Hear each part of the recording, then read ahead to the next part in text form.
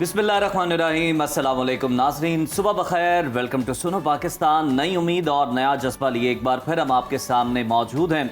मैं हूं उज़ैर मलिक और आज भी प्रोग्राम में मेरा साथ दे रही हैं फातिमा तो ज़ाहरा। और उम्मीद है जी कि आप सब खैरियत से होंगे, आपका दिन खुशगवार गुजरा होगा और जैसे हम एनर्जेटिक हुए हैं ना, सुबह सुबह आप भी होंगे। हमारी दुआ है जी कि आप हमेशा खुश रहें, हंसते और मुस्कुराते रहें। और आज का शो मालूमात, तफरीह और दिलचस्प मौज़ूआत से भरपूर होने जा रहा है। ताज़ा तरीन खबरें भी आपके साथ शेयर करेंगे, हालाते हाजिरा पर तज्ज़िये और तबसरे और वो सब कुछ होगा जो आप देखना चाहते हैं और सुनना चाहते हैं। उम्मीद है कि आज का प्रोग्राम आपको पसंद भी आएगा, आप इसे भरपूर इंजॉय भी करेंगे। सबसे पहले आज हम मकबूजा कश्मीर की बात करेंगे, जहां मोदी सरकार की आईनी दहशतगर्दी को 6 साल मुकम्मल हो गए हैं। पाकिस्तान समेत दुनिया भर में आज यौम इस्तेहसाल कश्मीर मनाया जा रहा है। इस पर खुसूसी सेगमेंट होगा। इसके साथ सेहत पर बात करेंगे कि पाकिस्तान में गुर्दों की बीमारियां बढ़ने की आखिर वजूहात क्या हैं और नेचुरोपैथी में इसका इलाज क्या है। इस पर हेल्थ एक्सपर्ट हमारे साथ होंगे। बिल्कुल, और इसके अलावा हम आपको प्रोग्राम में मिलवाएंगे पाकिस्तानी जोड़े से जिन्होंने पाकिस्तान से फिनलैंड तक गाड़ी पर 23,000 किलोमीटर सफर करके दुनिया को हैरान कर दिया है। साथ ही मौसम की बात भी करेंगे। मॉनसून का छठा स्पेल शुरू हो चुका है, मौसम क्या रंग दिखाने वाला है ये भी जानेंगे और इस पर तफसील से आपको आगाह भी करेंगे। इसके साथ साथ आपको मिलवाएंगे पाकिस्तान के होनहार तालिब इल्म से जिन्होंने बायोलॉजी के शोबे में दुनिया को पीछे छोड़ दिया और तारीख रकम कर दी है। इसके अलावा हमारे साथ मौजूद हैं पाकिस्तान के नामवर फोटोग्राफर हसन तलाल टिवाना। पंजाब की गलियों से ऑक्सफोर्ड और नेशनल जियोग्राफिक तक का सफर की कहानी होगी उनकी ज़बानी। साथ ही दिलचस्प और वायरल स्टोरीज जो सोशल मीडिया पर टॉप ट्रेंड बनी हुई हैं वो भी हम आपके साथ शेयर करेंगे। तो का बाकायदा हम आगाज करते हैं और जानते हैं मौसम की सूरत हाल के हवाले से। और फातिमा, कैसा में आज मौसम रहने वाला है ये हम आपसे बाद में जान लेंगे, लेकिन चूंकि आज बड़ा अहम दिन है मकबूजा कश्मीर के हवाले से। 6 साल मुकम्मल हो गए हैं। कश्मीरियों का इस्तेहसाल जो है वो तो एक अरसे से जारी है, लेकिन जो कानून साजी की गई थी मोदी हुकूमत की जानिब से खास तौर पर, उसे 6 साल मुकम्मल हो गए हैं। तो मकबूजा कश्मीर पर भारत की अगर देखा जाए तो आईनी दहशतगर्दी को ये 6 साल हुए हैं और आज ही के दिन भारत ने अक़वाम मुत्तहिदा की करारदादों और आलमी कवानीन की संगीन खिलाफ वर्जी की और अपने ही आइन को पामाल कर दिया। आर्टिकल 370 और 35A को मनसूख किया गया और मकबूजा कश्मीर पर गैर कानूनी और एकतरफा तौर पर कब्जा कर लिया। मोदी सरकार की आईनी दहशतगर्दी के खिलाफ आज पाकिस्तान समेत दुनिया भर में यौम इस्तेहसाल कश्मीर मनाया जा रहा है। कराची से लेकर खैबर तक और गिलगित से गवादर तक तमाम छोटे बड़े शहरों में तकरीबात, रैलियां और सेमिनार्स मुनक्किद किए जा रहे हैं।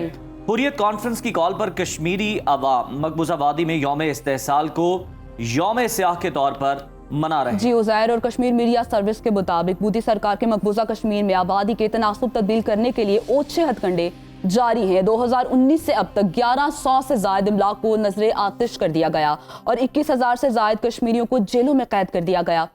हिंदू अक्सरियती इलाकों की नशिस्तें 83 से बढ़ाकर 90 कर दी गईं।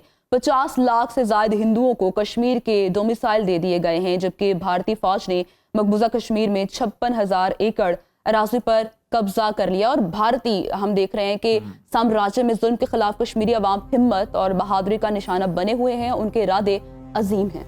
बिल्कुल जी, और उनके हौसले भी बुलंद हैं। और कश्मीर के हर घर में महाज़े जंग की इस वक्त कैफियत है। हर गली मैदान जंग है और हर घर शहीदों के खून से रोशन है। कोई घर ऐसा नहीं जहां पर कोई शहीद ना हुआ हो और कश्मीर की आज़ादी का झंडा हर घर की छत पर लहरा रहा है।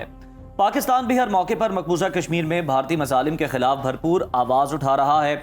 कश्मीरियों की हालत ज़ार पर आलमी बरादरी की तवज्जो भी दिला रहा है, मगर आलमी बरादरी से मुसलसल आंखें फेर रही है।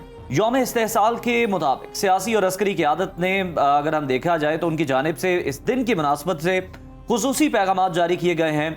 5 अगस्त 2019 के गैर कानूनी इक़दामात और कश्मीरी अवाम पर जारी जुल्म सितम की शदीद मजम्मत की गई है इन बयानात में। और आलमी बरादरी से यह मुतालबा किया गया कि वो मसला कश्मीर के हल के लिए अपना मौसर किरदार अदा करे और अवाम को उनका जो हक है, हक के खुद इरादियत, उसको दिलवाने में अमली कदम उठाया जाए। इसी तमाम तर सूरत हाल पर बात कर लेते हैं। हमें ज्वाइन किया है आज़ाद कश्मीर असेंबली के स्पीकर चौधरी लतीफ़ अकबर साहब ने। बहुत शुक्रिया चौधरी लतीफ़ साहब आपके वक्त का। सर, मकबूजा कश्मीर में भारत के गैर आइनी और गैर कानूनी इक़दाम को आज 6 साल मुकम्मल हो चले हैं। आज का दिन कितना अहमियत का हामिल है और आज का दिन हमसे क्या तकाजा करता है? बिस्मिल्लाहिर्रहमानिर्रहीम जी, बहुत शुक्रिया आपने मुझे लाइन पे लिया। और आज का दिन जो है ये कश्मीर की तारीख का सियासी दिन भी कहा जा सकता है, इस हवाले से कि आज हिंदुस्तान में अक़वाम आलम की जो करारदादें थी, यूनाइटेड नेशन की जो करारदादें थी, उनकी धज्जियाँ जो है बखेर के रख दी है। हालांकि अक़वाम मुत्तहिदा की करारदादों में ये बात की गई है कि कोई भी मुल्क जो है वो रियासत जम्मू कश्मीर की डेमोग्राफिक को चेंज नहीं कर सकता। वहाँ पे किसी भी कानूनी या आईनी तरीके से तब्दीली लाई जा सकती, और उसकी हैसियत को जो 47 के वक्त मौजूद थी उसी वही जो है वो कायम रहेगी। हिंदुस्तान ने हर वक्त कोई ना कोई ऐसा काम किया है कि जैसे कश्मीर की हैसियत को ख़त्म किया जा रहा था। 5 अगस्त 2019 को उन्होंने जो 370 जो पाकिस्तान हिंदुस्तान का अपना जो बात कहता था, उसके बगैर भी उन्होंने बात किया। जहाँ आज कुरान की खिलाफवर्जी तो अपनी जगह पे है, लेकिन आप आइन की खिलाफवर्जी उन्होंने की है। और 35 है जो कश्मीरियों की शिनाख्त है, जो स्टेट सब्जेक्ट है, उसको ख़त्म करके वहाँ पे उन्होंने हिंदुस्तानियों को जो है वो इस बात की इजाज़त दी गई है कि वहाँ पे उनकी ज़मीनें खरीदें और वहाँ पे कब्जे करें, और वहाँ के लोगों को जो है वो एक अक़लीत को अक़लीत में तब्दील किया जा सके। तो पाकिस्तान ने बिलखुसूस और हमेशा कश्मीरियों की खुदाई की जो हमायत की है। और 5 अगस्त वाले दिन तो पाकिस्तानी कौम है, जहाँ पे दुनिया में किसी भी कोने रहते हैं, आप देखिए न्यूयॉर्क में, वाशिंगटन DC में, इसी बरतानिया में, यूरोप में और बाकी जगहों पे भी ये दिन जो है मनाया जा रहा है। और आज तरीके से आज़ाद जम्मू कश्मीर के अंदर और पाकिस्तान के तमाम छोटे बड़े शहरों में आज जो में इसका साल जो है मनाया जा रहा है। बिल्कुल ऐसे ही चौधरी साहब, पाकिस्तानी अवाम को तो हम देखते हैं कि बिल्कुल शाना बशाना कश्मीरी बहन भाइयों के खड़े हैं। आप ये भी बताएगा, जिस तरह हमने देखा कि भारत की जानिब से मकबूजा कश्मीर में 370 और 35A के खात्मे के बाद भारत की तरफ से मकबूजा वादी के डेमोग्राफी तब्दील करने की कोशिशें की जा रही हैं। आपको क्या लगता है भारत अपने मजमूम मकासद में कामयाब हो सकेगा? मकबूजा जम्मू कश्मीर के अंदर जो है वो इस वक्त भी एक जंग जो है वो जारी है, उसके 75 साल से जारी है। और कश्मीरियों के हिंदुस्तान के बावजूद कि उसने हर हरबा जो इस्तेमाल किया कश्मीरियों को जेर करने के लिए, लेकिन कश्मीरियों ने उसके खिलाफ अपना सर लगू नहीं किया और अपनी जानें करवा दी। उनके बेशुमार जो लीडरशिप थी, बड़े बड़े लीडरशिप थे, अब्दुल गनी लोन साहब, मकबूल भट्ट से और दीगर जो थे, अली गिलानी साहब, इनको शहीद किया गया, शेख अब्दुल अजीज को शहीद किया गया। और वहाँ पे आज आप देख रहे हैं कि जो मेन लीडरशिप है सारी, सबको जो है वो हिंदुस्तान की बदनाम जमाना जेलों के अंदर तहजील है उस पर रखा गया, ताकि ख्वातीन को भी वहाँ पे रखा गया और जो बच्चों को भी उनके ऊपर भी जुल्म किया गया, उन पर भी शहादत की गई। लेकिन कश्मीरियों ने इस बात का अदब किया। आज भी पूरे मकबूजा जम्मू कश्मीर के अंदर ATIC की हड़ताल पे पूरी वादी के अंदर जो है ये मुकम्मल तौर पर इख्तिलाफ जो है वो पे किया जा रहा है। और आज़ाद जम्मू कश्मीर के अंदर भी हर जगह पे जुलूस है जैसे निकल रहे। और मुजफ्फराबाद में आज आज़ाद जम्मू कश्मीर की असम्बली जो है वो एक करारदाद कुछ का इजलास है जिसमें करारदाद इस वाले से की जाएगी। और पाकिस्तान की तमाम असम्बली में इस बारे में जो करारदाद जो है वो की है। हम इस बात का कि हिंदुस्तान जो है जितना जुल्म कर रहा है कश्मीर का मसला इतने ऊपर के सामने है। अभी आप देख रहे हैं कि 9 मई और 10 मई तरीके से भारत ने पाकिस्तान पे हमला किया, उसके जवाब में जो हमारे पसंद अफवाज जो है और जो फील्ड मार्शल आसम मजीद साहब फजाइया ने पाकिस्तान हुकूमत ने जिस तरीके से उसका जवाब दिया, इससे जो है जो कश्मीर के मसले को और नया एक जो है मिली है। गवर्नमेंट पाकिस्तान ने बिल्कुल आप सही कह रहे हैं कि इस वॉर की वजह से फिर हमने देखा था कि कश्मीर का मसला दोबारा से हाईलाइट हुआ। सदर ट्रंप की जानिब से भी इस सिलसिले में बयान दिया गया और वो मुसालित कराने के लिए भी तैयार हैं कश्मीर के मामले पर दोनों ममालिक में। सर, जिस तरह से आपने कहा कि आज़ाद कश्मीर के अंदर भी रैलियां निकाली जा रही हैं, करारदाद मंजूर की जा रही है, जुलूस भी निकाला जा रहा है सड़कों पर। सर, क्या ये जो सब कुछ हो रहा है ये आलमी ज़मीर को झंझोड़ने की यकीनन एक कोशिश है, लेकिन इसके बावजूद हम देखते हैं कि अक़वाम मुत्तहिदा समेत तमाम आलमी इदारे जो हैं ये सिर्फ गुफ्तार के गाजी हैं, सिर्फ बयानात की हद तक रहते हैं। मकबूजा कश्मीर की सूरत हाल और इंसानी हुकूक की खिलाफ वर्जियों पर हम देखते हैं कि बड़े इनकी जानिब से तशवीश का इजहार किया जाता है, इस तरह की स्टेटमेंट्स आती हैं और आवाज़ भी मगर हम देखते हैं दबी सी उठाई जाती है। अमली इकदाम हमें कहीं नजर नहीं आता जिसकी ज़रूरत है, इसकी आप क्या वजह समझते हैं? कि आप देख रहे हैं कि 9 मई के बाद ये जो है ये जो हालात है वो तब्दील हुए। कभी अमेरिका जो इसके बायलैटरल बात करता था, दुनिया की बात करती थी, आज अमेरिका का जो प्रेसिडेंट है उसने हिंदुस्तान को की मजम्मत की है जो वहाँ पे कश्मीर के अंदर हो रहा है, उसने इसको हल करने के लिए भी आगे जो कदम उठाया जा रहा है। यूरोपीय यूनियन में ये बात उठ रही है, तो मुझे यकीन है कि जो ये तहरीकें ये एकदम जो है वो बिल्कुल खत्म नहीं हो सकती, क्योंकि इसमें कश्मीरियों का खून शामिल है और LOC पे जो लोग रहते हैं उनका खून शामिल है। तो ये आप देखें दोबारा एक फ्लैश पॉइंट बन के ये कश्मीर जो आ गया है, और मुझे यकीन है कि ये वो दिन दूर नहीं जब कश्मीर जो है आजाद होगा और पाकिस्तान का शामिल होगा। बिल्कुल ऐसे ही। चौधरी साहब ये भी देखिएगा, जैसे हम देखते हैं अभी उज़ैर भी बात कर रहे थे कि मुजम्मत कर दी जाती है आलमी इदारों की। अगर हम लोग बात करें, हम देखते हैं कि अगर ईस्ट तैमूर की बात करें, हम जनूबी सूडान की बात करें, उनको तो हक खुद इरादी दे दिया गया। कश्मीर की बात करें तो कितनी दिहाइयां गुजर चुकी हैं, 76 सालों से आज़ादी के लिए कोशिशें की जा रही हैं, वहाँ पे लोग शहीद हो रहे हैं, जुल्म बर्बरियत का निशाना बन रहे हैं, उनके बेसिक राइट्स उनसे छीने जा रहे हैं। तो आपको क्या लगता है कि कश्मीर के मामले पर दुनिया का जो दोहरा मयार है, इसकी क्या वजह है?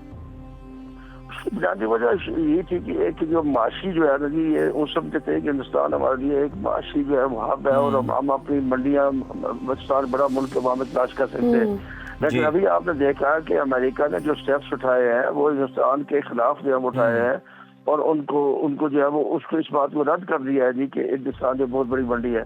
अगर इस मदद से बाहर निकल आए तो मैं समझता हूँ कश्मीर के मसले की आजादी की रास्ता जो है अवार किया जा सकता है, और अवार हो रहा है।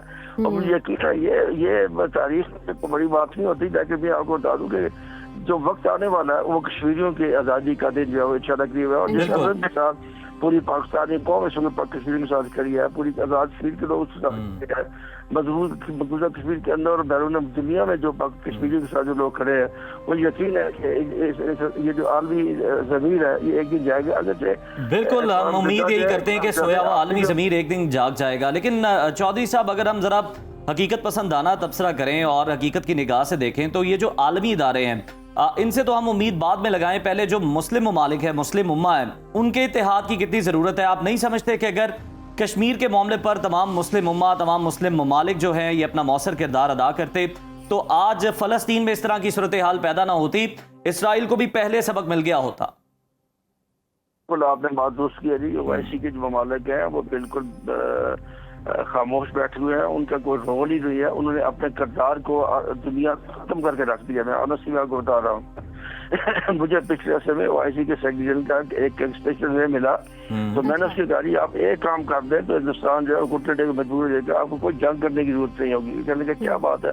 मैंने कहा कि इस मिडल ईस्ट के लोग सऊदी अरब जो है सिर्फ इस पर अमल ना करें, लेकिन एक बयान दे दें कि कश्मीर के लोगों पर जुल्म बंद नहीं होता तो हम जो है तमाम हिंदुस्तानियों को अपने मुल्क से बाहर निकाल देंगे। तो उससे कहा दी ये तो बहुत मुश्किल है, हर जो है वो मजबूत पर तो हम बात करते हैं, लेकिन अमली इक़दाम उठाने से वो ग्रेस करते हैं। आप देख रहे हैं कि जो हालत इस वक्त कश्मीरियों को तो एक तरफ छोड़ देता है कि जो गजा में और फलस्तीन की हो रहा है वो मैं कहता हूँ किसी क़यामत से कम नहीं है। बच्चों की हालत देख रहे हैं, मैल न्यूट्रिशन है, उनकी हड्डियाँ निकली, मर्दों की हालत देख रहे हैं, ख्वातीन का देख रहे हैं, उनके फूड सेंटर पे जब हमले हो रहे हैं कोई बंदा बात करने के लिए वहाँ पे तैयार नहीं है।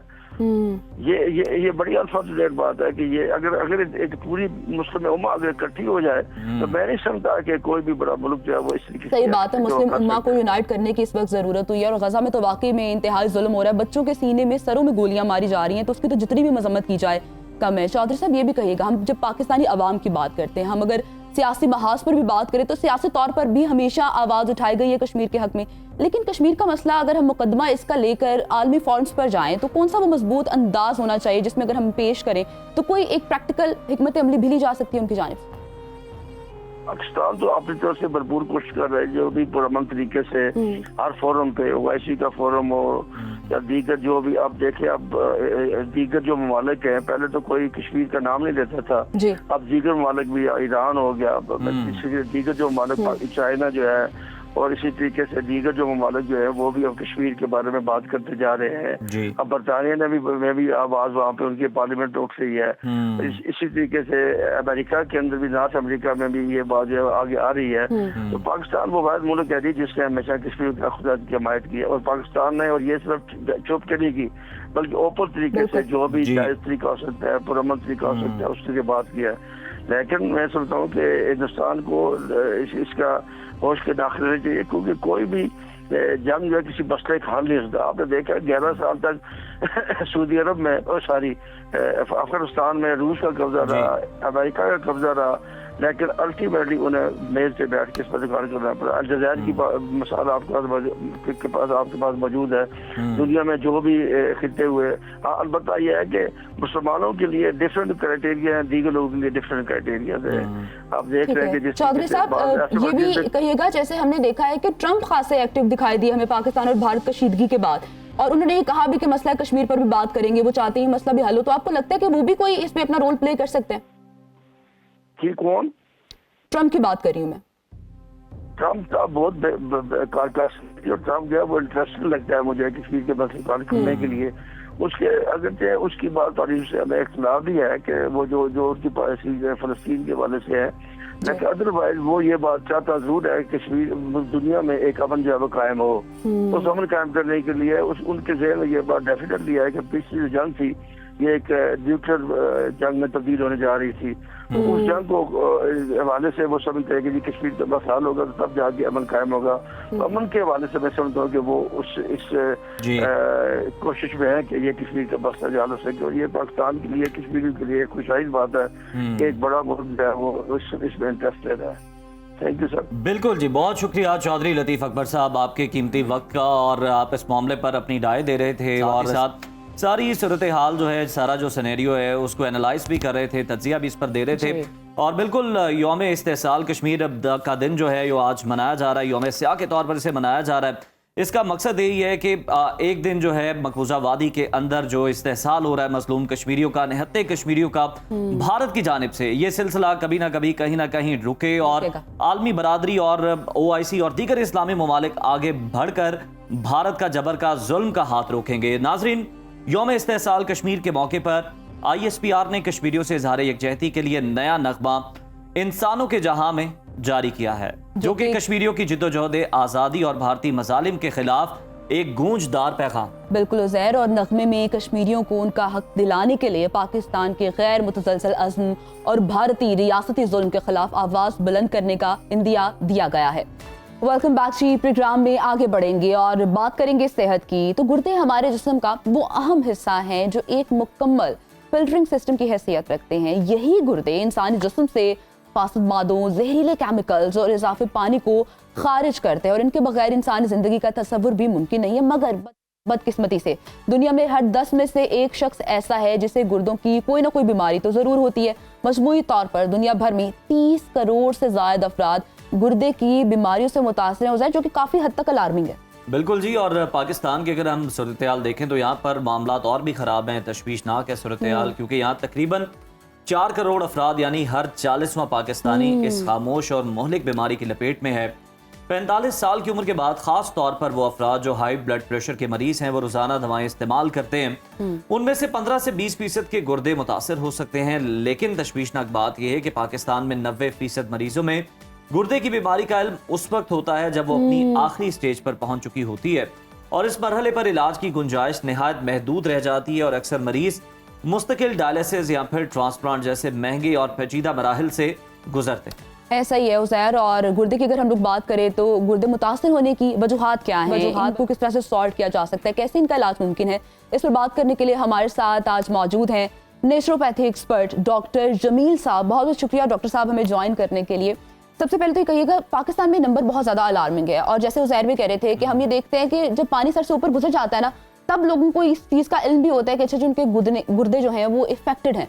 तो एक तो ये अवेयरनेस किस तरह से लेकर आए जाए और इनका इलाज कैसे मुमकिन है? देखें, इलाज तो बाद में हम देखते हैं। सबसे पहले ये है कि हमें ये कैसे पता चले कि हम गुर्दों की खराबी का शिकार हो चुके हुए हैं, या इतनी तादाद क्यों बढ़ती चली जा रही। 20 लाख पाकिस्तानियों के गुर्दे एक साल में ख़राब हो रहे हैं इस पाकिस्तान में। उसकी सबसे बड़ी वजह हमारे यहाँ कोल्ड ड्रिंक्स हैं, सॉफ्ट ड्रिंक्स हैं, एनर्जी ड्रिंक्स हैं। उसके बाद मैदा या मैदे से बनी हुई जितनी भी आइटम्स हैं, बेकरी आइटम्स और जो भी उससे बन के आ रहा है वो हैं। उसके बाद हमारे यहाँ फास्ट फूड है, जंक फूड है, फ्रोज़न फूड है।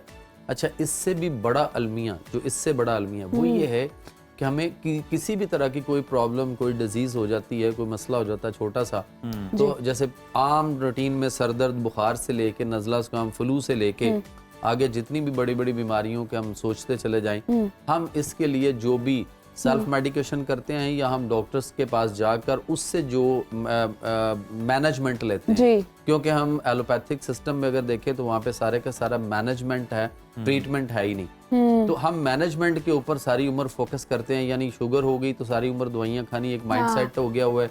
या इसी तरह ब्लड प्रेशर हो जाए, ब्लड प्रेशर गुर्दों ने कंट्रोल करना है और हम गुर्दों को ही खराब करने के पॉइंट ऑफ व्यू से, यानी ब्लड प्रेशर की जो दवाई खाते हैं वो डायूरेटिक होती हैं और वो ज्यादा पेशाब आवर करती हैं, उसकी फ्रीक्वेंसी ऑफ यूरिनेशन बढ़ जाती है और उससे पानी जिस्म में से बह जाता है, नमकियात निकल जाते हैं। डॉक्टर साहब, माज़रत आपकी बात रोक रही हूँ, ये जैसे यूरिनेशन का प्रोसेस होता है, बहुत से लोग ना, ये सोशल मीडिया पे भी हम देख रहे होते हैं जी, कहा जाता है जी पानी ज्यादा से ज्यादा पिए।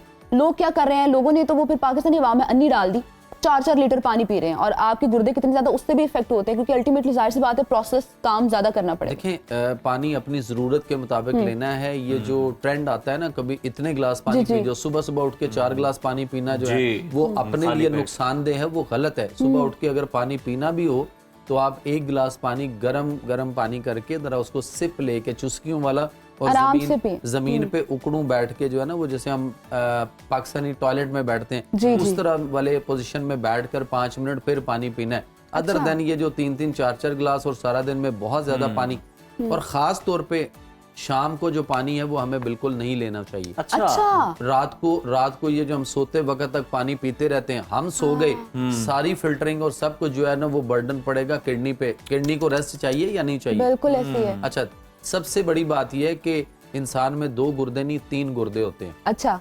हर एक में, और जिसका जितना कद है उतना ही बड़ा उसके अंदर गुर्दा है। उज़ैर के 6 होंगे नहीं, उसका 1 ही होगा, इतना बड़ा। ये तो आप स्कैन करके काउंट करेंगे तो बता सकते कितने जमील साहब। तो वो जो हमारी स्किन है ना, पूरी बॉडी की जो स्किन है, स्किन के अंदर जितने मसाम है बॉडी में, वो सारे के सारे हमारे प्योरली एक गुर्दे वाला रोल अदा करते हैं। और हमारे जो पसीना आता है, पसीना आना चाहिए। हमने हर वक्त एसी, गाड़ी एसी, ऑफिस एसी और वो सारा, तो हमने कभी पसीना आने ही नहीं दिया। तो हमारे वो जो सारे मसाम के थ्रू जहरीले मादे, पॉइजनिंग फ्लूइड जो निकलना था, वो सारे का सारा हमारा गुर्दों पे इफेक्ट। बिल्कुल बेहतरीन, बहुत आपने सही कहा। जमील साहब, जरा ये भी, इस पे भी रोशनी डालिएगा। सर, डॉक्टर्स के पास जाएं तो डॉक्टर्स तो बड़े महंगे टेस्ट तजवीज़ करते हैं किसी भी बीमारी के अंदर, किसी भी डिजीज के अंदर, लेकिन नेचुरोपैथी के अंदर ऐसा क्या है कि मतलब एक बंदा तो आखिरी स्टेज पे पहुंच गया, डायलिसिस कराने हैं, ट्रांसप्लांट करवाना है, आपकी बॉडी किस तरह पहले इंडिकेट कर देती है, आप किस तरह डायग्नोस कर लेते हैं कि गुर्दे का मसला है इस मरीज को? देखें, सबसे आसान है कि अपनी जुबान चेक करें, शीशे के सामने खड़े होके, या आप किसी दूसरे को जुबान चेक कराएं। आपकी जुबान जो है ऐसे देखें तो सामने जुबान के ऊपर अगर कट हैं या छोटे छोटे क्रैक्स हैं या ज्यादा जुबान कटी फटी है, तो इसका मतलब है कि आपके मैदे का इशू है। और मैदे की तजाबियत भी गुर्दों ने फिल्टर करके बाहर निकालनी है, तो उसका भी इफेक्ट आएगा। सही। और गुर्दों के प्रॉपर टेस्ट 2 आपको बता देता हूँ, बड़े आसान है।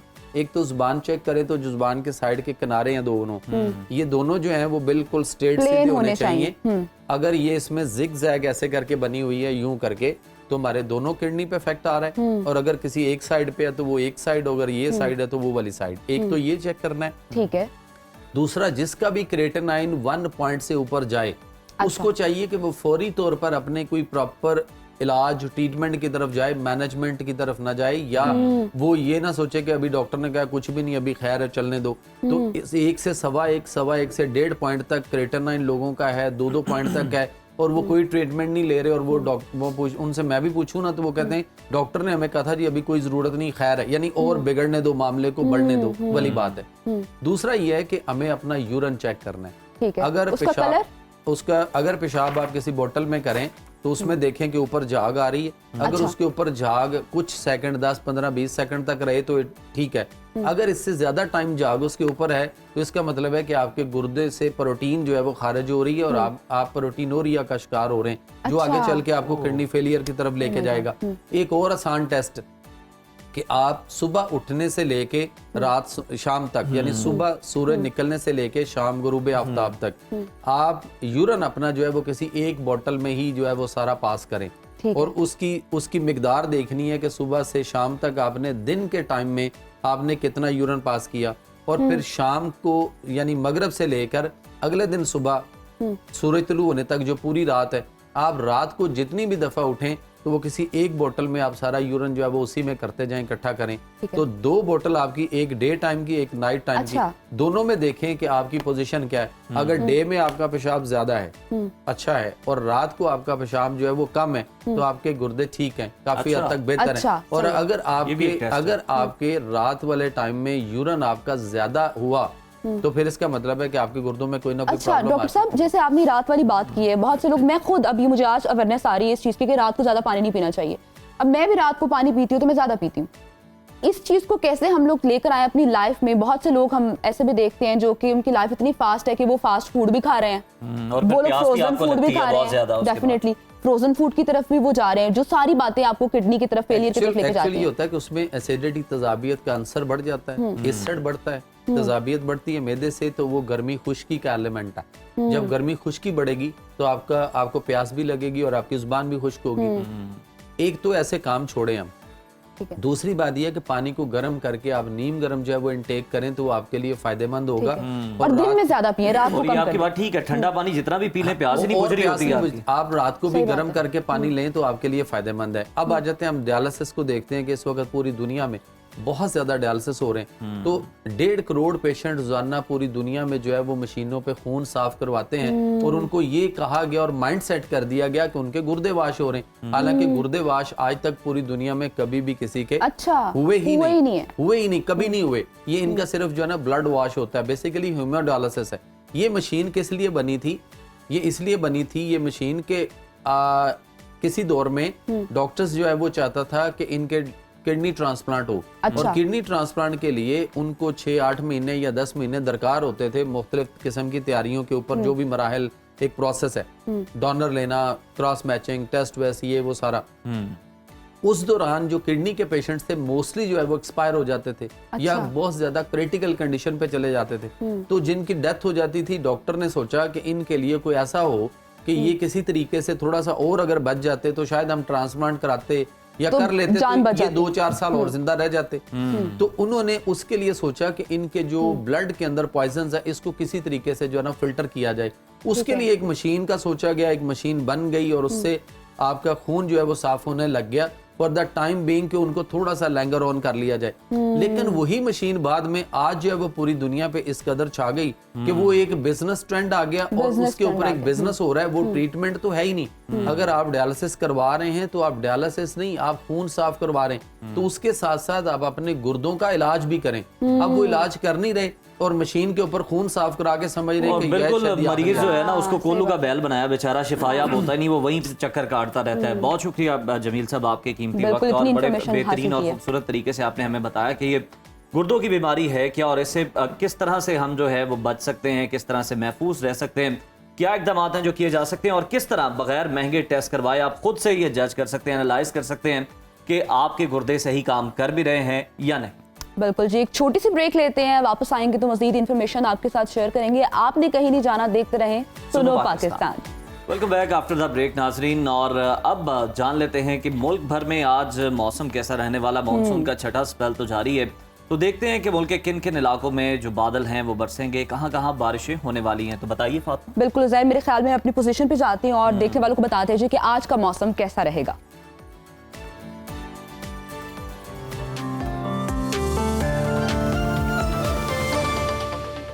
मौसम की सूरत हाल से आपको आगाह करेंगे। आपको बताते चले कि मुल्क के बेशतर इस्लाम में मौसम गर्म और हब्स का राज बरकरार है। NDMA ने मुल्क के बालाई और बस्ती इलाकों में 10 अगस्त तक शदीद बारिशों की पेशगोई कर दी है, जबकि महकमा मौसमियात ने खबरदार किया है कि रवा हफ्ते गिलगित बल्तिस्तान और खैबर पख्तूनख्वा में मजीद बारिशों से बर्फानी झीलें फट सकती हैं और ग्लेशियर्स वाले इलाकों में लैंडस्लाइडिंग और फ्लैश फ्लडिंग का खदशा भी जाहिर किया गया है। मुख्तलिफ शहरों में मौसम की क्या सूरत हाल है, आइए जानते हैं। सबसे पहले GB का ही रुख कर लेते हैं और आपको बताते चलें कि कोहसारों की सरजमीन गिलगित बल्तिस्तान की, जहां पर मतला जुज़वी तौर पर अबल आलूद रहने की पेशगोई की गई है। गिलगित में ज़्यादा से ज़्यादा दर्जा हरारत 29 और कम से कम 17 डिग्री रहने का इम्कान है। सकर्दू की बात करेंगे, जहां पर इस वक्त बताया जा रहा है कि ज्यादा से ज्यादा टेम्परेचर 21 और कम से कम 13 डिग्री रहने की तवक्को है। महकमा मौसमियात के मुताबिक आइंदा 24 घंटों के दौरान गिलगित बल्तिस्तान में तेज हवा और गरज चमक के साथ बारिश भी हो सकती है। जन्नत नज़ीर वादी आज़ाद कश्मीर की बात कर लेते हैं, जहां वादी के मुख्तलिफ इलाकों में बादल छाए रहेंगे। दारुल हुकूमत मुजफ्फराबाद में भी बताया जा रहा है कि ज्यादा से ज्यादा जो दर्जा हरारत है वो 33 और कम से कम 21 डिग्री रहने का इम्कान है। श्रीनगर में भी आपको बताते चलें कि जो पारा है वो ज्यादा से ज्यादा 32 और कम से कम 18 डिग्री रहने की तवक्को है। महकमा मौसमियात ने आइंदा 24 घंटों के दौरान कश्मीर में बारिश की पेशगोई भी कर दी है। गंधारा तहजीब के मरकज खैबर पख्तूनख्वा की कुछ बात कर लेते हैं। आपको बताते चले कि सूबे के बेशतर इजला में मौसम गर्म और मरतूब रहेगा। अगर हम लोग पेशावर की बात करें तो पेशावर में सबसे ज्यादा जो दर्जा हरारत है वो 36 और कम से कम 26 डिग्री रहने का इम्कान जाहिर किया गया है। सवात का रुख करेंगे। सवात के हवाले से बताया जा रहा है कि ज्यादा से ज्यादा टेम्परेचर 29 और कम से कम 17 डिग्री रहने की तवक्को है। महकमा मौसमियात के मुताबिक आइंदा 24 घंटों के दौरान सूबे के बेशतर इजला में बारिश का भी इम्कान जाहिर किया गया है। पंजाब के मौसम पर भी नजर डाल लेते हैं। आपको बताते चले कि यहाँ पर बेशतर इजला में मौसम गर्म और मरतूब रहने की तवक्को की गई है। सबसे पहले रुख करते हैं लाहौर का। लाहौर का ज्यादा से ज्यादा दर्जा हरारत 34 और कम से कम 26 डिग्री रहने का इम्कान जाहिर किया गया है। इस्लामाबाद का रुख करेंगे जहां पर ज्यादा से ज्यादा पारा 32 और कम से कम 23 डिग्री रहने की तवक्को जाहिर की गई है। मुल्तान का भी रुख करते हैं। मुल्तान के हवाले से आपको बताते चले कि टेम्परेचर ज्यादा से ज्यादा 39 और कम से कम 29 डिग्री रहेगा, जबकि महकमा मौसमियात ने आइंदा 24 घंटों के दौरान खित्ता पोठोहार और शुमाल मशरकी पंजाब में बारिश का इम्कान जाहिर किया है। रकबे के लिहाज से सबसे बड़े सूबे बलूचिस्तान की तरफ चलते हैं। आपको बताते चले कि यहाँ पर अक्सर इलाकों में मौसम गर्म और मरतूब रहेगा। सूबाई दारुल हुकूमत कोयटा की अगर हम लोग बात करें तो कोयटा का दर्जा हरारत ज्यादा से ज्यादा 37 और कम से कम 20 डिग्री रहने का इम्कान जाहिर किया गया है। महकमा मौसमियात के मुताबिक आइंदा 24 घंटों के दौरान यूब, बारखान, खुजदार, मूसा खेल और गिरदनवाह में गरज चमक के साथ बारिश का इम्कान भी जाहिर किया गया। और आखिर में आपके साथ शेयर करते हैं सिंध का मौसम। अगर बात की जाए सिंध के सूबे के बेशतर अजला में मौसम गर्म और हब्स का राज बरकरार रहेगा।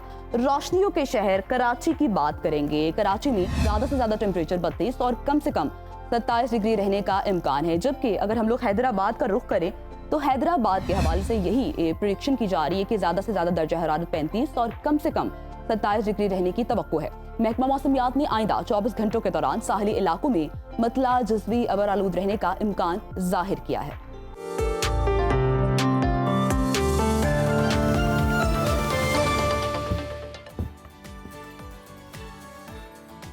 तो जनाब, मुल्क भर में मौसम कैसा रहने वाला ये आपने जाना। इसके मुताबिक अपने मामूलात को आप तरतीब दे सकते हैं। और अब बात करेंगे हम पाकिस्तानी टैलेंट के हवाले से जिसने पाकिस्तान का नाम दुनिया भर में रोशन किया। बिल्कुल ऐसी है उज़ैर। और हम ये बताते चले कि पाकिस्तानी तालिब इल्मों की अगर हम लोग बात करें तो तालीम के मैदान में हम देखते हैं कि वो लोग अपना लोहा मनवा चुके हैं, बड़ी बड़ी कामयाबियां हासिल कर ले हैं। तारीख में पहली बार बैनुल-अक़वामी बायोलॉजी ओलंपियाड में गोल्ड मेडल जीत लिया है। रावलपिंडी से ताल्लुक रखने वाले ज़हीन और मेहनती तालिब इल्म अब्दुल राफे पराचा ने पाकिस्तान के लिए गोल्ड मेडल हासिल करके आलमी तालीमी सतह पर कौम का नाम रोशन किया और पाकिस्तान के लिए पहली मर्तबा बैनुल-अक़वामी बायोलॉजी ओलंपियाड में गोल्ड मेडल जीत चुके हैं और तारीख रकम कर चुके हैं। आपको ये भी बताते चलें कि इनकी जो जीत है ना, पाकिस्तान का नाम रोशन करने में एक खासा किरदार अदा करी है। बिल्कुल जी। और बड़े अच्छे इदारे से इनका भी ताल्लुक है और एक और तालिबा उनका भी ताल्लुक है। गवर्नमेंट कॉलेज यूनिवर्सिटी लाहौर की बासलाहियत तालिबा अयान असलम को भी इस शानदार कारकर्दगी पर एहसासी सनद से नवाजा गया है। यही नौजवान हमारे असल हीरो हैं जिनकी कामयाबियां न सिर्फ कौम के माथे का झूमर बनती हैं बल्कि लाखों तलबा के दिलों में उम्मीद का चिराग भी जला। इस वक्त बासलाहियत और होनहार तालिब इल्म अब्दुल राफे हमारे साथ मौजूद हैं। तो आइए बिला ताखीर उनसे बात करते हैं। राफे, सबसे पहले तो हमारी जानिब से आपको बहुत बहुत मुबारकबाद। आपने तारीख पे पहली बार बायोलॉजी में गोल्ड मेडल हासिल करके पाकिस्तान का नाम रोशन किया है, सर फख्र से बुलंद किया है। क्या आपके तासुरात थे, क्या जज्बात थे उस वक्त जब आपको जो है वो विनर करार दिया गया?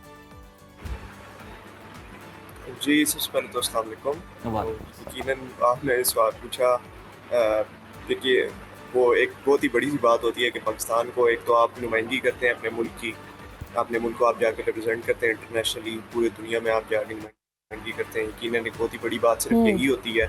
उसके बाद जाके फिर आप पूरी दुनिया में अब आप फर्स्ट आते हैं तो गोल्ड मेडल जीतते हैं। तो यकीनन उस वक्त भी मेरे तासुरात बहुत खुशी के थे। उस वक्त तो ऐसे होता है कि इंसान की होश उड़ जाते हैं कि हुआ क्या है हमारे साथ। तो यकीनन बहुत खुशी हुई।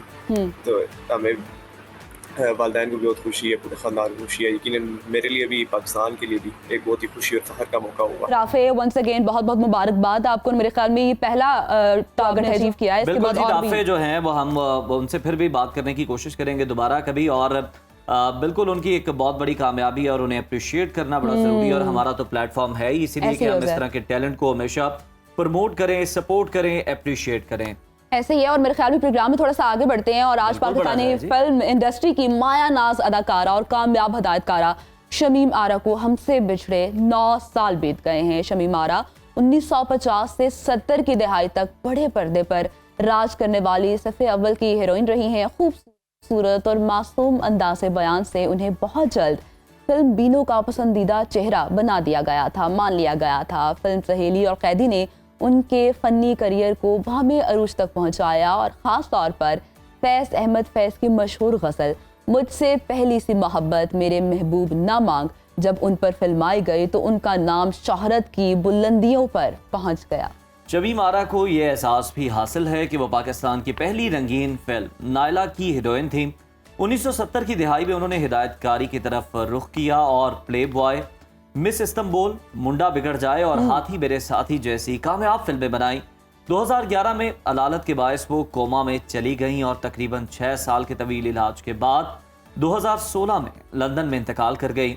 शमीम आरा आज भी पाकिस्तानी फिल्म की तारीख का एक रोशन बाब समझी जाती हैं। अब प्रोग्राम में मजीद आगे बढ़ते हुए फलों के बादशाह आम की बात कर लेते हैं, जो हर दिल अजीज है, और दिन हो या रात फ्रिज में रखा ठंडा आम नजर आए तो हाथ रोकना मुश्किल हो जाता है। और रात को आम खाना वाकई ठीक है या ये सिर्फ एक मजेदार गलती है? उज़ैर, आपका क्या ख्याल है इस बारे में? ये मैं आपको बता भी देता हूँ, लेकिन मैं ख्याल क्या होना है, हम ये आप गलती तो करते हैं। ऐसे ही ये बिल्कुल जो है ना हमारे जज्बात की तर्जुमानी की है कि आपका हाथ वाकई नहीं रुकता। बिल्कुल आप ऐसे ही फ्रिज में आपको आम नजर आ जाए और वो भी ठंडा हो तो फिर क्या बात है। तो जनाब, आम जो है ये फाइबर, विटामिन सी और कुदरती शक्कर से भरपूर है, जो कि ना सिर्फ हाजमे को बेहतर बनाता है बल्कि नींद को भी पुरसुकून बनाता है। ये दिमाग में सेरोटोनिन बढ़ाता है जिससे आपका मूड खुशगवार होता है, बूस्ट होता है। लेकिन याद रहे, ज्यादा नुकसानदेह हो सकती है।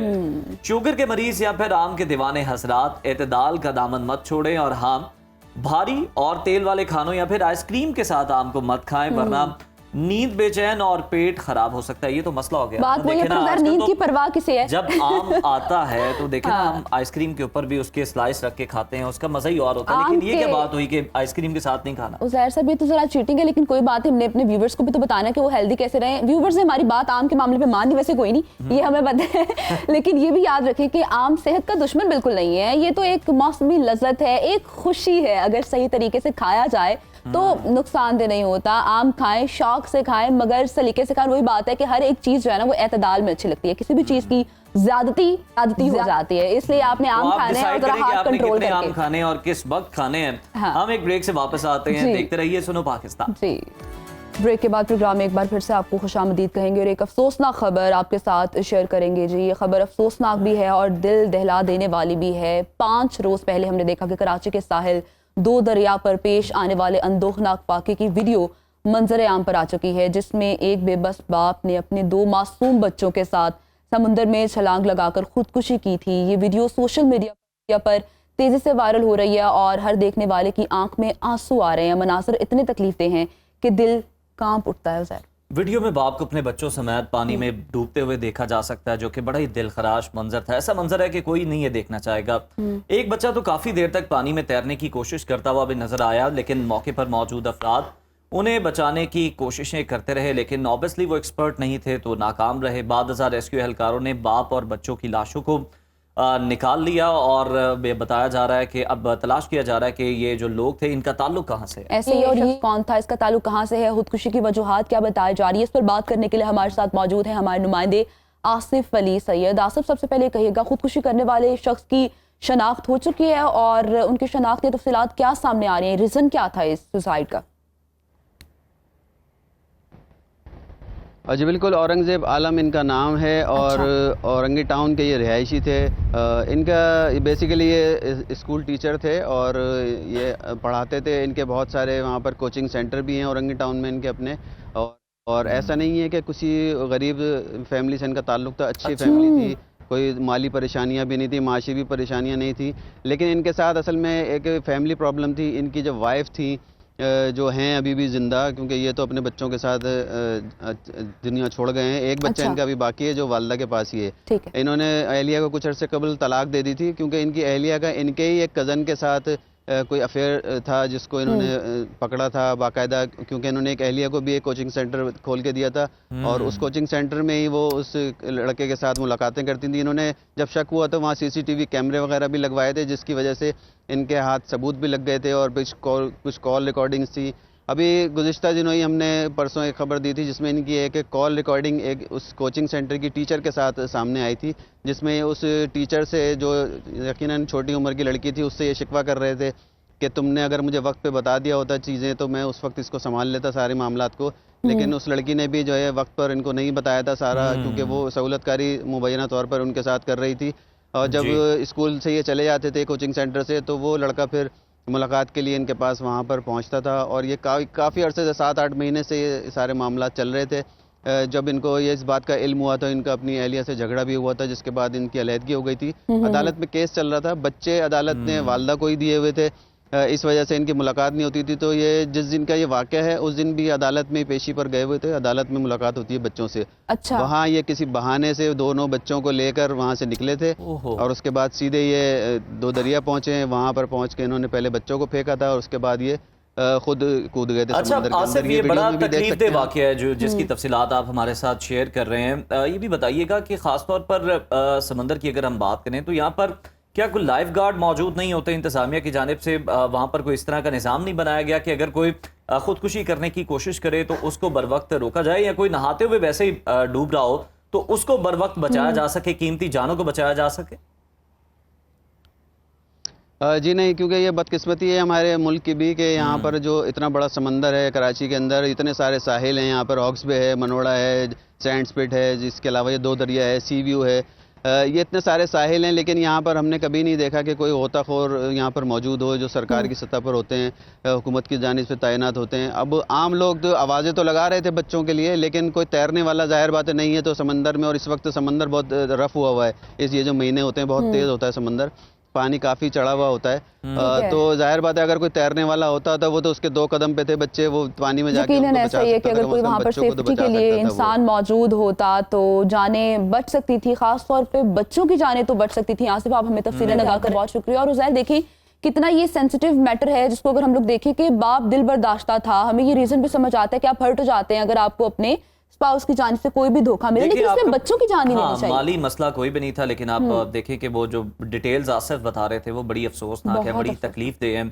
और यकीनन जो है इस तरह के वाकयात की रोकथाम के लिए जो है ना, अगर हम देखें खास तौर पर अगर डूबने की बात को अगर हम देखें तो वहाँ पर भी इंतजामिया को जो है वहाँ पर कुछ लोगों को तैनात करना चाहिए, कोई लाइफ गार्ड जो है वो रखने चाहिए, ताकि अगर कोई नहाते हुए डूब जाए या कोई इस तरह से खुदसोजी की कोशिश करे तो बर वक्त जो है उनको बचाया जा सकते हैं, कीमती जानों को बचाया जा सके। आगे बढ़ते हैं नाजरीन और थोड़ा मूड आपका बेहतर करते हैं और आपको बताएं कि काम ऐसा हो कि दुनिया देखे, दिल ठहर जाए और लम्हा रुक जाए। ये कहानी है एक ऐसे फोटोग्राफर की जिसके बारे में पहले फातिमा कुछ कहना चाहे। बिल्कुल जी, ये जो है ना इंसान, ये कैमरे को ना सिर्फ एक आला इन्होंने बनाया हुआ बल्कि यादों का मुहाफिज और सकाफत की जानिब ये रुख करते हैं बहुत ज़्यादा।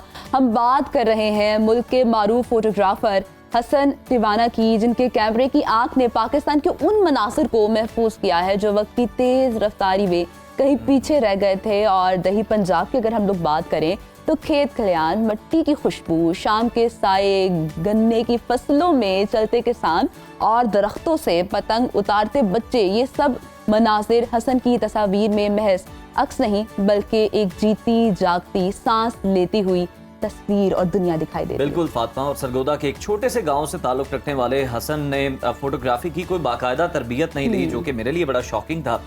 मगर शौक को जुनून में ढालकर आज वो ना सिर्फ पाकिस्तान बल्कि दुनिया भर में सकाफत, जज्बात और यादों के सफीर बन चुके हैं। उनकी तस्वीरें नेशनल जियोग्राफिक से लेकर ऑक्सफोर्ड के निसाब तक और सिफारत खानों की नुमाइशों से लेकर होटल्स और घरों की दीवारों तक लाखों दिलों में अपनी जगह बना चुकी हैं।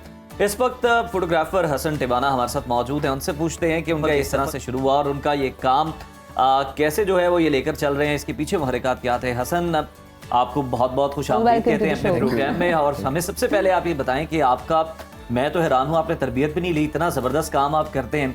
ये आपका शौक किस तरह से था, पैशन किस तरह से बना और आपने इतनी महारत इसमें कैसे हासिल कर? जी जिस तरह आपने बताया कि मेरा ताल्लुक एक गांव से है, तो बचपन से ही नेचर के काफ़ी करीब रहा था मैं, और हर चीज़ मैंने अपनी आंखों से विटनेस की थी। तो मेरा यही था कि वो जो मनाजिर मैं देख रहा हूँ उनको कैप्चर किया जाए और लोगों तक पहुँचाया जाए।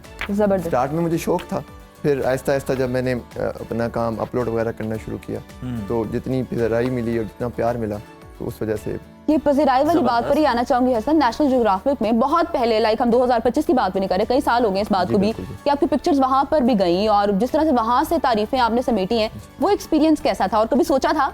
नहीं, बिल्कुल नहीं सोचा था। और मेरे लिए सबसे जो पहली एक किक कर ले, अचीवमेंट कर ले, वही थी जिसके बाद मुझे फील हुआ कि मुझे इस काम में आना चाहिए। 2017 की शायद बात है, तो उनके मैगजीन में पब्लिश हुआ था। तकरीबन नियरली मिलियन फोटोज थी, जिसमें से उन्होंने 5 सेलेक्ट की थी अपने मैगजीन के लिए, और मेरी भी हुई थी। Very nice. हसन, बिल्कुल ये बड़ा ज़बरदस्त काम है।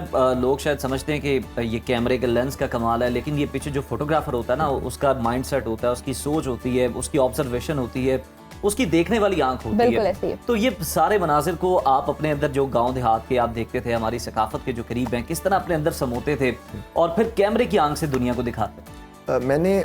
मुझे बहुत शौक है जो हमसे पहले गुजरा हुआ पंजाब है उसकी मेमोरीज को रिक्रिएट करने का। ज़बरदस्त। जो मैंने अपने गांव के बुजुर्गों से सुना किस तरह जो अब एक लेटेस्ट आ गए फार्मिंग की सारी चीज़ें जो पहले स्टार्ट में जिस तरह की थी उनको मैंने रिक्रिएट करने की ट्राई की हमेशा।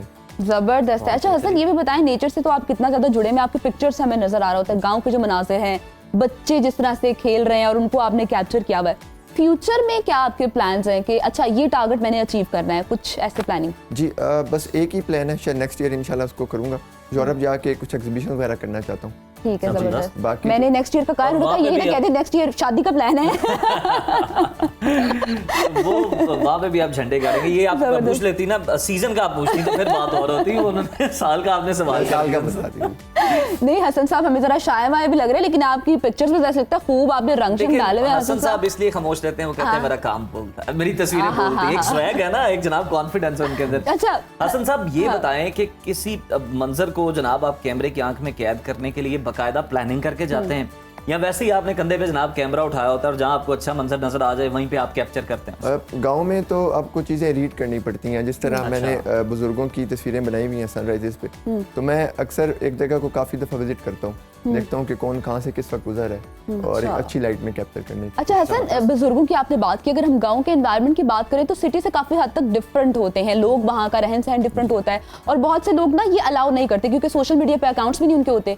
तो आपको किस तरह से वो परमिशन देनी पड़ती है कि मैं आपकी पिक्चर ले लूं, वो क्या प्रोसेस होता है ओवरऑल? मोस्टली मेरे अपने ही लोग हैं, मुझे जानते हैं, मेरे गाँव के या साथ वाले गाँव के। स्टार्ट में तो थोड़ा समझाना पड़ता था, अब तो लोग खुद पकड़ रहे होते हैं कि हमारी फोटो में हम भी फेमस हों, टीवी में आए। जबरदस्त। ये भी हमें ये मसला जो है ना फेस करना पड़ता होगा, वो कहते होंगे चलो है तो गांव का, मुश्किल के बाद ये पकड़ लेंगे, कहाँ जाएंगे। अच्छा हसन, ये भी बताएं, जैसे ज़हरी आपसे कह रहे थे कि जी आप फोन कैमरा के हवाले से कह रहे थे कि कैमरा उठाया और पिक्चर बना ली, मुझे बताएं कैमरे से सिर्फ आप वो चीजें कैप्चर करते हैं या अगर आपको कोई डिवाइस खाली फोन ही दे दिया जाए अच्छे कैमरे वाला, ठीक है, तो उससे भी आप कैप्चर कर सकते हैं? यानी फातिमा कहना चाह रही कि अब जाने से पहले दो चार क्लिक्स कैमरे पे भी डिपेंड करती है, लेकिन सबसे ज्यादा इंपॉर्टेंट होती है लाइट की। जब आपको लाइट की समझ आ जाए तो फिर कैमरा इतना मैटर नहीं करता। क्या बात है। अच्छा हसन, मैंने देखा आपका घोड़ों से खासा लगा हुआ है, आपकी प्रोफाइल मैंने देखी, गो थ्रू किया उसको, घोड़ों की बहुत ज्यादा तस्वीरें और बड़ी खूबसूरत और बड़ी शानदार हैं, घुड़सवारों की भी। आपका कितना लगाव हुआ है घोड़ों के साथ, खुद भी घुड़सवारी करते हैं, इसके बारे में, इस शौक के बारे में भी हमें बताएं। मेरा ताल्लुक भी जमींदार फैमिली से है, तो हमारी फैमिलीज में घोड़े वगैरह बहुत स्टार्ट से हैं। अच्छा। और जो पंजाब और घोड़े ये दोनों मेरे बहुत ही मेन सब्जेक्ट रहे हैं, बड़े फेवरेट सब्जेक्ट रहे हैं, और हल्की फुल्की राइडिंग मैं खुद भी कर लेता हूँ। अच्छा जबरदस्त। तो राइडिंग करते हुए कभी ऐसे तो नहीं हुआ कि गिर गए हो, क्योंकि बहुत सी चोटें लगती हैं लोगों को? नहीं, अभी गिरा नहीं, अभी तक नहीं गिरे। चलिए अल्लाह ताला आपको महफूज रखे। हमें बताएं कि जो फोटोग्राफी का एक ओवरऑल प्रोसेस है हसन, इसके दौरान कभी ऐसा कुछ हुआ हो कि कोई नेचर के करीब आप इतना गए हो या किसी एनिमल के करीब इतना जाने का इत्तेफाक हुआ हो, जैसे घोड़ों की कोई आप कैप्चर कर रहे हैं तो कोई खतरा ही आपने मोल ले लिया हो? नेज़ाबाजी में आपको लगा होगा कोई नेज़ा ही मेरी तरफ आ रहा है। ऐसे अक्सर होता है नेज़ाबाजी में, तो जैसे घोड़ा है उसको डायरेक्शंस समटाइम्स इधर उधर हो जाता है, तो नेज़े कई दफा करीब से गुजरते हैं, वो तो होता रहता है जी। ओए होए होए। अच्छा, में काफी इंटरनेशनली तो आपको रिकग्नाइज किया जाता है, लोग आपके काम को प्रेस भी करते हैं, तारीफ करते हैं, अप्रिशिएट करते हैं। मकामी सतह पर आपके मतलब अपने इलाके के जो बड़े हैं, जो कोई सियासतदान हैं या कोई और इस तरह के अफसरान हैं, किन लफ्ज़ों में उन्होंने आपको अप्रिशिएट किया जो आपको याद रह गए हों किसी को? कमिश्नर ऑफिस सरगोदा में भी मेरी तस्वीरें डिस्प्ले हुई हैं जी। अच्छा। जो उन्होंने डेकोरेट किया हुआ है। और बाकी जो लोग हैं सरगोदा के और मोस्टली मिलते रहते हैं, बड़ा प्यार देते हैं जी सभी। अच्छा, ऑक्सफोर्ड के निसाब में जो आपकी तस्वीरें उनके मुतालिक जरा हमें बताइएगा, वो किस तरह से? जी वो 4th-5th की कोई बुक्स थी जी, उनकी सोशल स्टडीज़ की बुक थी। सही। अब मुझे एग्जैक्टली याद नहीं है, काफ़ी पुरानी बात हो गई है वो। 2018-19 में हुआ था ये। सही। उनके साथ कॉन्ट्रैक्ट हुआ था ऑक्सफोर्ड वालों से। हाँ, यही मैं पूछने लगी थी कि 13 पिक्चर्स जो आपकी ले रहे हैं वो कोई कॉन्ट्रैक्ट, जी, कोई बिल्कुल।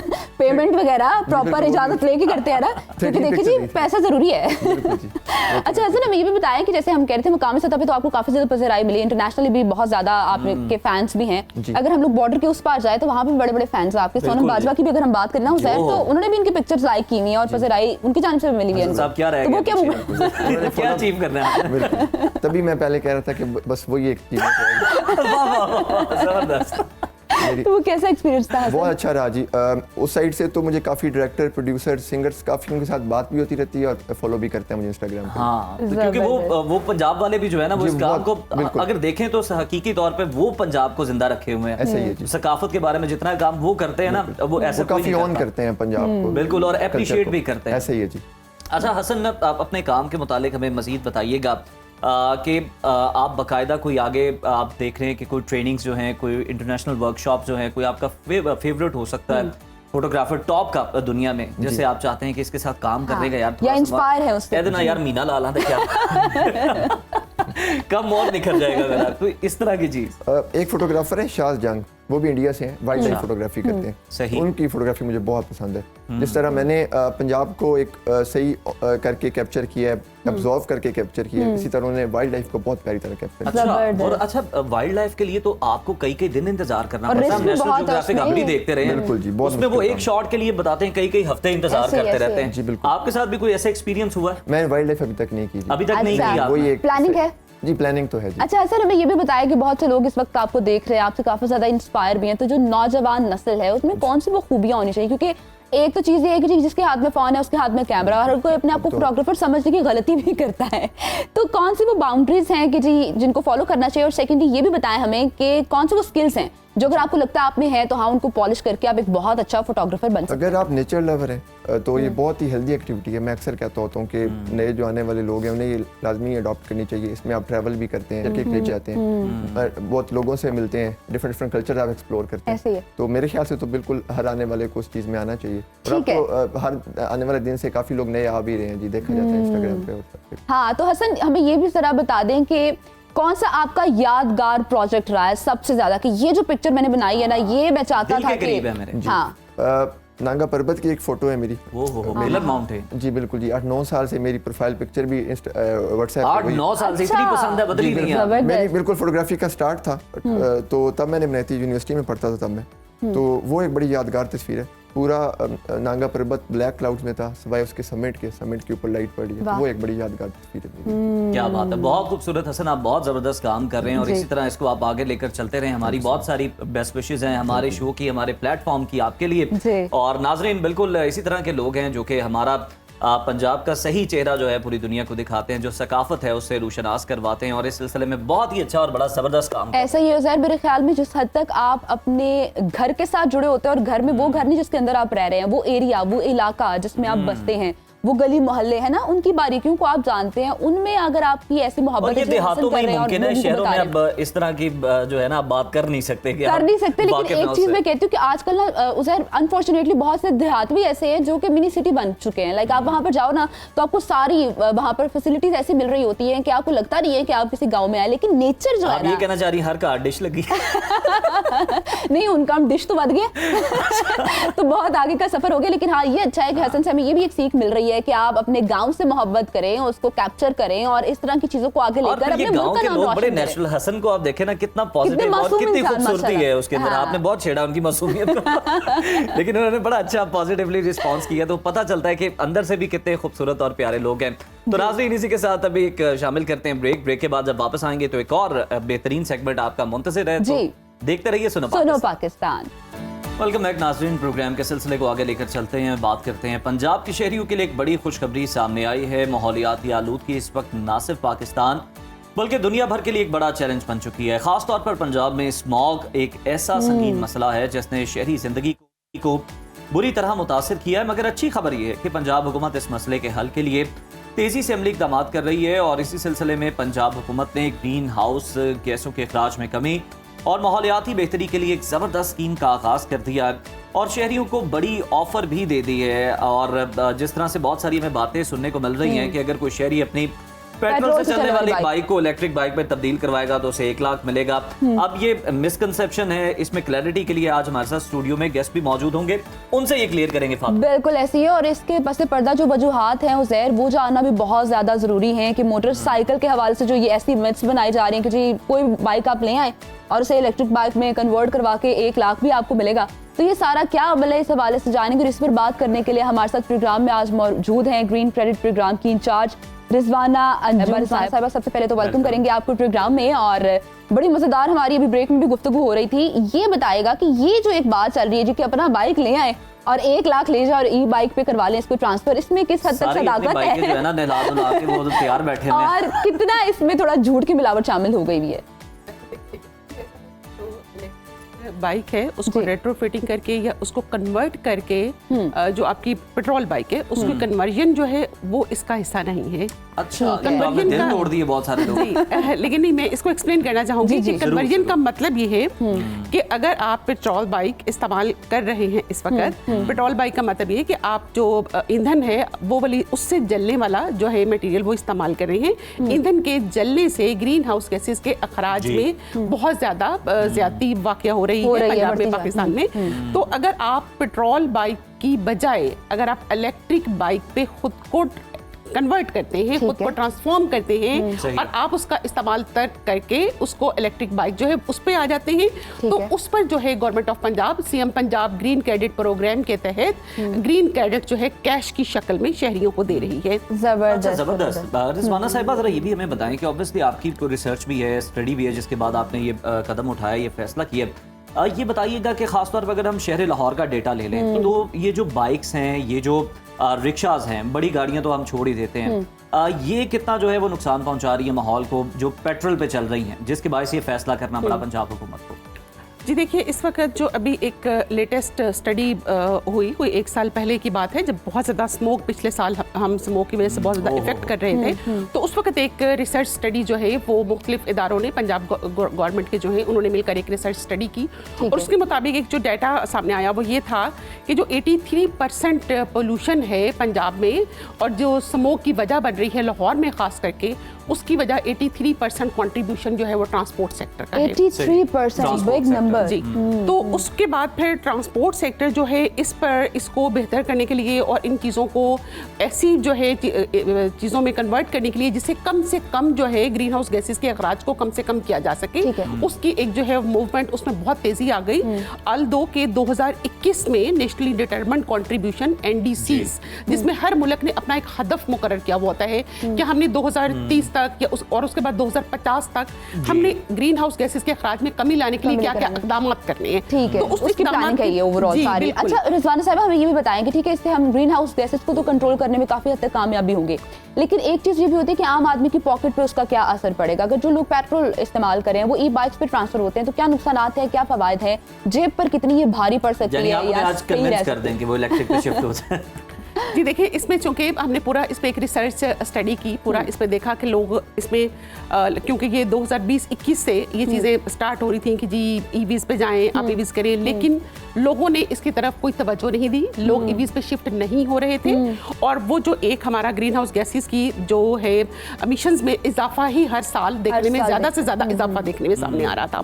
तो उसके बाद फिर ये प्रोग्राम जो है ये दिसंबर 2024 में पिछले साल लॉन्च किया गया, जो कि बेसिकली इसके पीछे जिन लोगों का, 2 अजीम हस्तियां जिनका मैं नाम जरूर लूंगी, उसमें एक जो है वो हमारी सीएम मरियम नवाज शरीफ साहिबा जो हैं, उनका ये विजन है। सेकंड जो हमारी senior minister madam Maryam Aurangzeb sahiba हैं, वो हर वक्त इसकी एक एक चीज को, इस प्रोजेक्ट की उसकी प्रोग्रेस को जो है वो देख रही होती हैं और इन चीजों को वो बहुत ज्यादा नोट कर रही होती हैं कि कहां तक हम इनको ग्रीन हाउस गैसेस के खतरात में कमी लाने में कामयाब हो रहे हैं। बिल्कुल, ये उनका इनिशिएटिव है, क्रेडिट पे आप दे रही हैं। ये जो मिसकंसेप्शन है ये तो आपने दूर कर दी है, वो लोगों का प्लान तो कैंसिल हो गया जो कन्वर्जन का सोच रहे थे पेट्रोल से इलेक्ट्रिक पे। अब ये जो इलेक्ट्रिक बाइक्स खरीदेंगे, इस स्कीम के बारे में थोड़ा सा बताइए। क्या सब लोग अहल होंगे जिन्होंने इलेक्ट्रिक बाइक्स खरीदी हैं, या फिर कोई कुरानदाजी होगी और फिर जो चंद खुश नसीब हैं वही अहल करार पाएंगे 1 लाख रुपए के? जी, जैसे मैंने आपको बताया कि दिसंबर 2024 में इस प्रोजेक्ट को जो है अनाउंस किया गया, हमने शुरू किया दिसंबर 2024 में। तो 20 दिसंबर 2024 के बाद किसी भी शहरी ने इलेक्ट्रिक बाइक अगर खरीदी है जिसका ताल्लुक फिलहाल लाहौर से है, उसके बाद हम इसको एक्सटेंड कर रहे हैं पंजाब में। अगर आपका ताल्लुक लाहौर से है, 20 दिसंबर 2024 के बाद आपने इलेक्ट्रिक बाइक खरीदी है, तो आप हमारा जो CM Punjab green credit program का पोर्टल है उस पर जाकर खुद को रजिस्टर करवाएंगे। ये पहला स्टेप है। दूसरे नंबर पे आप इसकी जो चेसिस नंबर की है उसकी तस्वीर आप लेंगे, इसकी जो रजिस्ट्रेशन बुक है उसकी कॉपी की तस्वीर लेंगे, आप इसकी परचेज रसीद देंगे, क्योंकि परचेज रसीद से हमें ये पता चलेगा कि आपने कब परचेज की, खरीदा है। बिल्कुल। तो ये 3 चीजों की जो है पहली स्टेप में आपने तस्वीरें लेके भेज देनी है डैशबोर्ड पोर्टल के थ्रू। ये सारा ऑनलाइन सिस्टम है, सारा ऑनलाइन तरीका तो आपने बता दिया। हाँ, फ्रॉड का भी उस तरह से बिल्कुल नहीं है। इसमें 100% एक्यूरेसी और ट्रांसपेरेंसी को इंश्योर किया गया है। ऑनलाइन पोर्टल पे आपने ये 3 चीजें रजिस्ट्रेशन के बाद जमा करा देनी है। तो उस पर 50,000 गवर्नमेंट ऑफ पंजाब की तरफ से शहरियों को ग्रीन क्रेडिट दिया जाता है इन कैश। ठीक है। अच्छा, उसका सेकंड स्टेप ये होता है कि इसके लिए एक ऐप हमने बनाई हुई है, CM Punjab green credit program की एक ऐप है। ठीक है। आपने जब भी उस ई बाइक को इस्तेमाल करना है तो उस ऐप को ऑन कर देना है। आपने डेली बेसिस पे कितना इस्तेमाल किया ई बाइक को, उसका डाटा हमारे डैशबोर्ड पोर्टल पे आ जाता है, क्योंकि हमारा मकसद ग्रीन हाउस गैसेस के एमिशन को कम से कम लाना है, कंट्रोल किया जा सके, यही मकसद है। रिजवाना साहिबा, हमें ये भी बताएं कि बड़े आसान तरीके से आपने तो बता दिया कौन लोग अहल हैं और किस तरह से आप इसमें पार्टिसिपेट कर सकते हैं। हम लोग इस वक्त बाइक्स की बात कर रहे हैं, लेकिन शजरकारी के हवाले से भी काफी अहम इकदाम किए जा रहे हैं और उस हवाले से भी कुछ इनामात दिए जाएंगे, इस पर भी थोड़ी सी रोशनी डालें।